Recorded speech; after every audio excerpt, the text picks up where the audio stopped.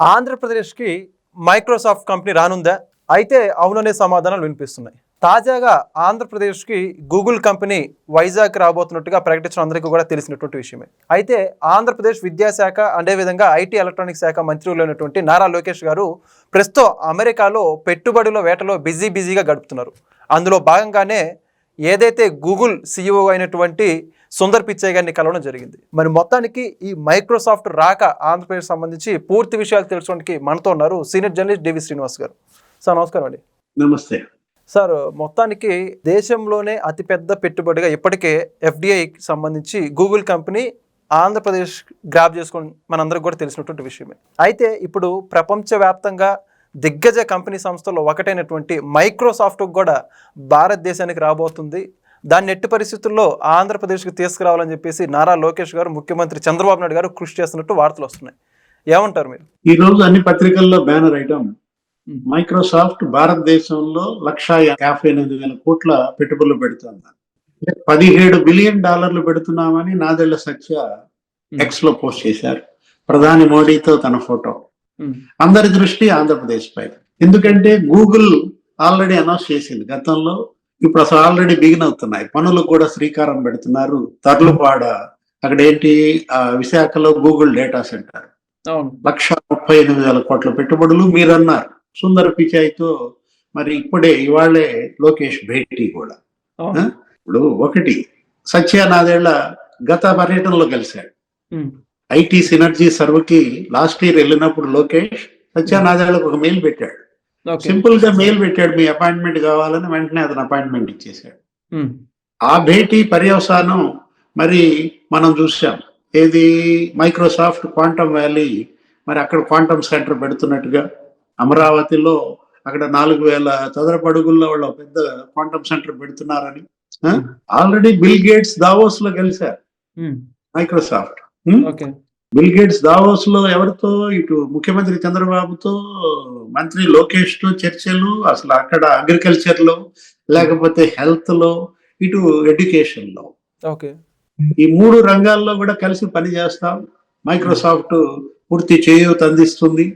అటు ఐటీలో కానీ, ఇటు సాఫ్ట్వేర్ లో కానీ, వీటన్నిటిలో అని చెప్పి ఒప్పందం కూడా చేసుకున్నారు.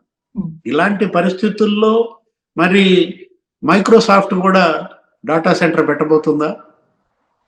ఇప్పుడు గూగుల్ డేటా సెంటర్, మనం దాని యొక్క ఫలితం మనం చూసాం. ఏంటి, రిలయన్స్ డేటా సెంటర్ వస్తుంది, బ్రూక్ ఫీల్డ్ డేటా సెంటర్ వస్తుంది. రిలయన్స్ 1,00,000 కోట్లు, బ్రూక్ ఫీల్డ్ 1,38,000 కోట్లు. అటు సిఫో టెక్నాలజీస్ వస్తాను. అంటే డేటా సిటీగా, ఏఐ సిటీగా విశాఖ మారుతోంది. మరి విశాఖలో మరి మైక్రోసాఫ్ట్ కూడా వస్తుందా? మనకు అదే అనిపిస్తుంది. ఏది, ఇవాళ భారతదేశంలో 3వ అతిపెద్ద పెట్టుబడి ఇది.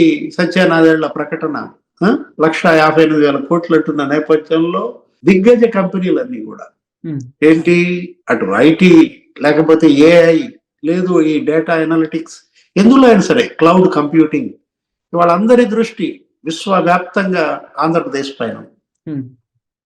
మొత్తం సెర్చ్ ఇంజిన్స్ అన్ని కూడా విశాఖ ఎక్కడ, విశాఖపట్నం ఎక్కడ.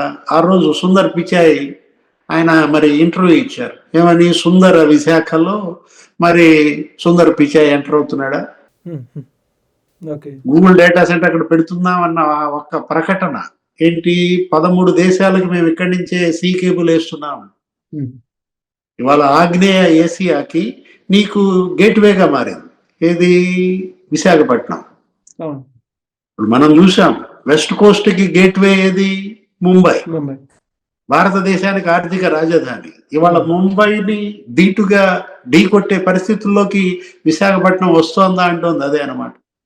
అంటే ఈ రోజే లోకేష్ మరి అనేక మందితో భేటీ అయ్యాడు. ఇటు సుందర్ పిచాయే కాదు, ఆ ఎన్విడో ప్రతినిధులతో భేటీ అయ్యాడు, లేకపోతే అటు శంతను నారాయణతో భేటీ అయ్యాడు. అక్కడ మనం చూసాం ఇవాళ ఒక సునామీ లాగా చుట్టుముట్టేస్తున్నాడు. ఏది, దుమ్ము దులుపుతున్నాడు అనమాట. ఒక రకంగా చెప్పాలంటే జగన్ దుమ్ము దులుపుతున్నాడా? ఆంధ్రప్రదేశ్ కి జగన్ హయాంలో పట్టిన దుమ్మంతా వదిలి చేస్తున్నాడా? ఇప్పుడు 13 నెలల కష్టం అన్నాడు. ఏది గూగుల్ డేటా సెంటర్. నేను 13 నెలల క్రితం అమెరికాలో వాళ్ళతో కలిశాను, వాళ్ళని అడిగాను. 12 months టార్గెట్ పెట్టుకున్నాను, 1 month నా షెడ్యూల్ లేట్ అవుతోంది అన్నాడు. అంటే ఇంకా తన యొక్క స్పీడ్ ఇంకొక నెల పెరగాలి అన్నట్టుగా. అప్పుడే ఈ అమెరికా పర్యటన, లేదు కెనడా పర్యటన. ఈ రోజు కెనడా వెళ్తున్నట్టున్నాడు. రేపు 12వ తారీఖు వస్తాడు. అక్కడ భూమి పూజ ఎక్కడ, విశాఖపట్నంలో ఈ కాగ్నిజెంట్ కి లేకపోతే TCS కి వాళ్ళ కార్యకలాపాలు. అసలు యాక్చువల్ గా కాగ్నిజెంట్ కార్యకలాపాలు జూన్ లో ప్రారంభం కావాలి, కానీ వాళ్ళు 6 నెలల ముందుకు వచ్చేసారు. అంటే ఇక్కడ ఎలా కనపడుతోందంటే ఇప్పుడు ప్రపంచవ్యాప్తంగా, దేశవ్యాప్తంగా నిమిషం గనక వెనుకబడితే ఎంత దూరం జరుగుతామో అని ఎవరికి వాళ్ళు పోటీ పడి ఆంధ్రప్రదేశ్ వైపు పరుగులు తీస్తున్నారు. ఇంతకు ముందేమో పారిపోయారు, ఏది ఏపీ వదిలి పారిపోయారు, బుల్లెట్ స్పీడ్ తో పారిపోయారు. ఏది జగన్మోహన్ రెడ్డి సీఎం గా ఉన్నప్పుడు. అటు అలీ గాని, లులు పారిపోయింది, లేకపోతే అసలు ఎందుకు గల్లా జయదేవ్ లాంటి వాళ్ళు వెళ్ళిపోయారు కదా, అమర్ రాజా బ్యాటరీస్ అన్ని తరిమేశాడు కదా. అసలు దగ్గర 100 స్టార్టప్లు మూతపడ్డాయి. ఎక్కడ, విశాఖపట్నంలో. మిలీనియం టవర్స్ ని పాడుపెట్టాడు జగన్మోహన్ రెడ్డి. ఇప్పుడు ఆ పరిస్థితి ఉందా? జగన్ హయాంలో విశాఖ ఎలా ఉంది, ఇప్పుడు ఎలా మారుతోంది? జగన్ హయాంలో రాయలసీమ ఎలా ఉంది, ఇప్పుడు ఎలా మారుతోంది? ఇప్పుడు రాయలసీమకి రేపు పొద్దున రాజ్నాథ్ సింగ్ వస్తున్నాడా? కేంద్ర రక్షణ మంత్రి రాజ్నాథ్ సింగ్ రేపు కర్నూలు వచ్చి అక్కడ శంకుస్థాపనలు, భూమి పూజలు చేయబోతున్నాడా? రక్షణ పరిశోధన సంస్థలకు, కళ్యాణ్ ఫోర్జ్, వాటన్నిటికీ కూడా. అక్కడ మరి రిలయన్స్ వాళ్ళ ఈ కంప్రెస్డ్ గ్యాస్ ప్లాంట్స్ వచ్చేస్తున్నాయి. నెల్లూరు, ఇది కదా అభివృద్ధి వికేంద్రీకరణ. జగన్మోహన్ రెడ్డి ఏం చేశాడు? అవినీతి వికేంద్రీకరణ చేశాడా? అక్కడ విశాఖపట్నంలో అవినీతి, లేకపోతే ఇక్కడ అమరావతిలో అవినీతి లేదు, తిరుపతి మరీ ఘోరం, దోచి పారేశారు, కొండ దొంగలు అన్నారు. ఎక్కడికక్కడ వాళ్ళకి పేర్లు పెట్టారు. ఏది, తిరుపతిలో దొంగలకి ఈ చెవిరెడ్డి, లేకపోతే మిథున్ రెడ్డి, పెద్దరెడ్డి, భూమన, ఈ బ్యాచ్ అందరినీ కొండ దొంగలని ఏదో మీడియాలో చూశాను. ఏదో ఆర్కే స్టోరీ అనుకుంటాను.